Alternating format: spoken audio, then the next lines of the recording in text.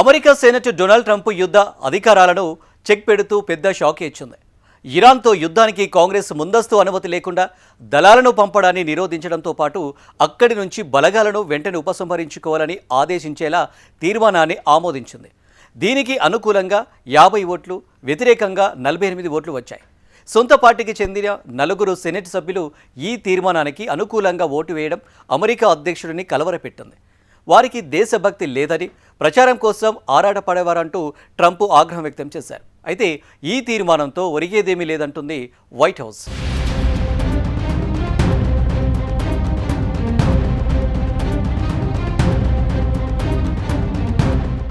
పశ్చిమాసియాలో ఉద్రిక్తతలు తగ్గుతున్న నేపథ్యంలో అధ్యక్షుడు డొనాల్డ్ ట్రంప్ ఏకపక్ష సైనిక అధికారాలకు చెక్ పెట్టేలా అమెరికా సెనెట్ సంచలన నిర్ణయం తీసుకుంది.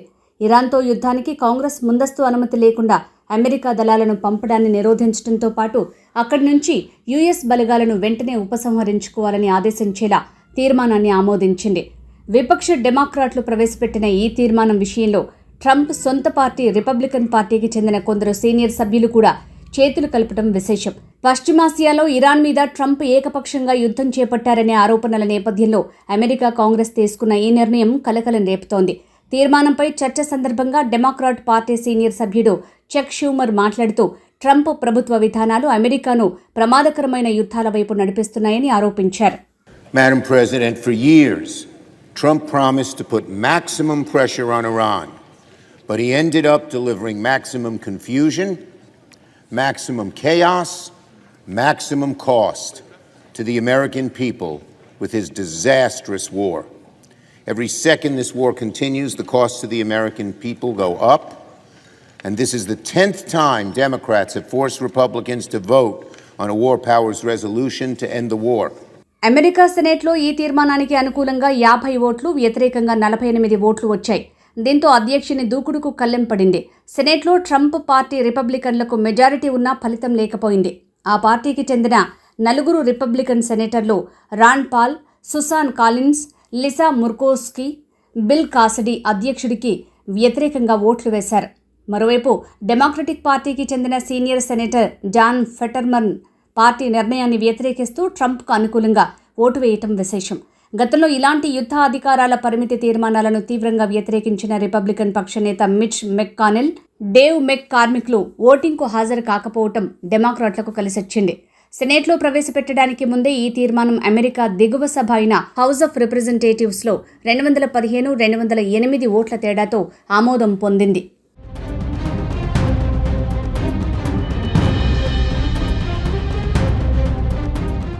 ఈ ఏడాది ఆరంభం నుంచి ఇరాన్కు సంబంధించిన యుద్ధ అధికారాలపై సెనేట్ ఇప్పటికే 10 సార్లు ఓటింగ్ నిర్వహించింది. గత నెలలో సెనేట్ మద్దతు పొందిన మరో ప్రతిపాదన ముందుకు వెళ్లిన తుది ఓటింగ్ ఇంకా జరగలేదు. ఆమోదానికి అవసరమైన మద్దతు సమకూర్చేందుకు డెమోక్రటిక్ చట్టసభ సభ్యులు ప్రయత్నిస్తున్నారు. అమెరికా, ఇరాన్ మధ్య దౌత్య సంబంధాలు కొనసాగుతున్న భవిష్యత్తులో ఇరాన్కు సంబంధించిన ఏ సైనిక చర్య జరిగినా కాంగ్రెస్ పర్యవేక్షణ ఉండాలని కొందరు డెమోక్రటిక్ సెనేటర్లు పట్టుబడుతున్నారు. కాగా సెనేట్లో సొంత పార్టీ వారే తన నిర్ణయానికి వ్యతిరేకంగా ఓటు వేయడంపై అధ్యక్షుడు డొనాల్డ్ ట్రంప్ తీవ్ర ఆగ్రహం వ్యక్తం చేశారు.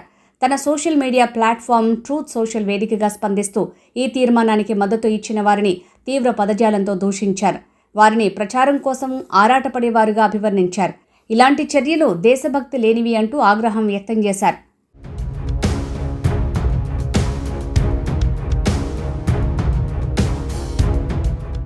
కాగా అధ్యక్షుని యుద్ధ అధికారాలకు కత్తెర వేస్తూ అమెరికా కాంగ్రెస్లోని ఉభయ సభల్లో తీర్మానం ఆమోదం పొందిన దీనికి సాంకేతికంగా చట్టబద్ధత ఉండదని వైట్ హౌస్ ఉన్నతాధికారి ఒకరు మీడియాతో చెప్పారు. ఈ ఉమ్మడి తీర్మానాలు అధ్యక్షుడి వద్దకు వెళ్లవు, వీటికి చట్టబద్ధత ఉండదు. కొందరు రిపబ్లికన్ సెనేటర్లు హాజరు కాకపోవటం వల్లే ఈ తీర్మానం నెగ్గింది తప్ప దీనికి పెద్ద ప్రాధాన్యత లేదు. పైగా ఏప్రిల్ 7న కుదిరిన కాల్పుల విరమణ ఒప్పందంతోనే ఇరాన్, అమెరికా మధ్య యుద్ధం ముగిసింది.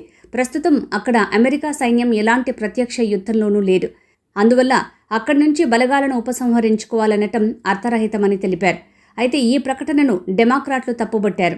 1973 నాటి వార్ పవర్స్ యాక్ట్ ప్రకారం కాంగ్రెస్ ఉమ్మడి తీర్మానం ద్వారా ఆదేశిస్తే అధ్యక్షుడు సైన్యాన్ని వెనక్కి పిలవాల్సిందేనని స్పష్టం చేశారు. ఇది ఖచ్చితంగా అధ్యక్షుడిని కట్టడి చేస్తుందని హౌస్ ఫారిన్ అఫైర్స్ కమిటీ పేర్కొంది.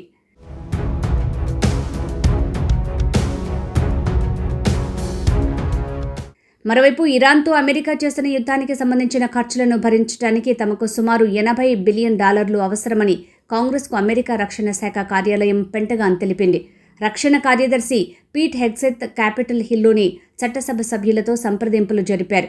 ఉపరక్షణ కార్యదర్శి స్టీఫెన్ ఫెయిన్బర్గ్ గత వారం ప్రతిపాదిత నిధుల ప్యాకేజీపై సెనేటర్లకు వివరించారు. ఈ మేరకు ఈ విషయం గురించి తెలిసిన ఇద్దరు వ్యక్తులు తెలిపారు. కాగా 2027కు సంబంధించి అమెరికా రక్షణ బడ్జెట్ను ఏకంగా 50% పెంచేశారు. అమెరికా అధ్యక్షుడు డొనాల్డ్ ట్రంప్ $1.5 ట్రిలియన్ మేర బడ్జెట్ని ప్రతిపాదించారు. ఈ తరుణంలోనే పెంటగాన్ నుంచి కాంగ్రెస్ ఈ నిధుల అభ్యర్థన వచ్చింది. యుద్ధాన్ని ముగించడానికి ట్రంప్ ఇరాన్తో కుదుర్చుకున్న ఒప్పందంపై అమెరికా చట్టసభ సభ్యులు సందేహంతో ఉన్నారు. ఈ నేపథ్యంలో $80 బిలియన్ తమకు కేటాయించాలని కాంగ్రెస్ను కోరటం గమనార్హం.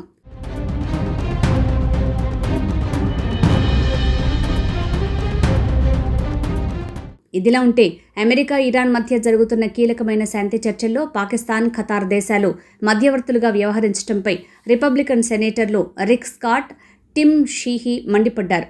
ఉగ్రవాద సంస్థలకు నిధులు ఇస్తూ వారికి ఆశ్రయం కల్పించే దేశాలను నమ్మి చర్చలు జరపడం ఏంటని ఆగ్రహం వ్యక్తం చేశారు.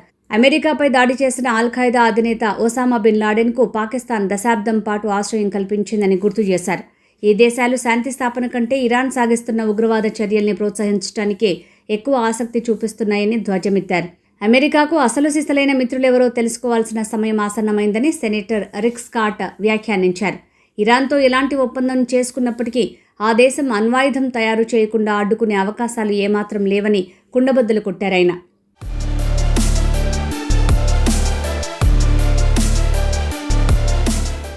మోస్ట్ వాంటెడ్ ఉగ్రవాది ఒసామా బిన్ లాడెన్కు పాకిస్తాన్ 10 ఏళ్ల పాటు ఆశ్రయం కల్పించిందనే నిజాన్ని ఎవరూ మరవలేరని సెనేటర్ టిమ్ షీహీ గుర్తు చేశారు.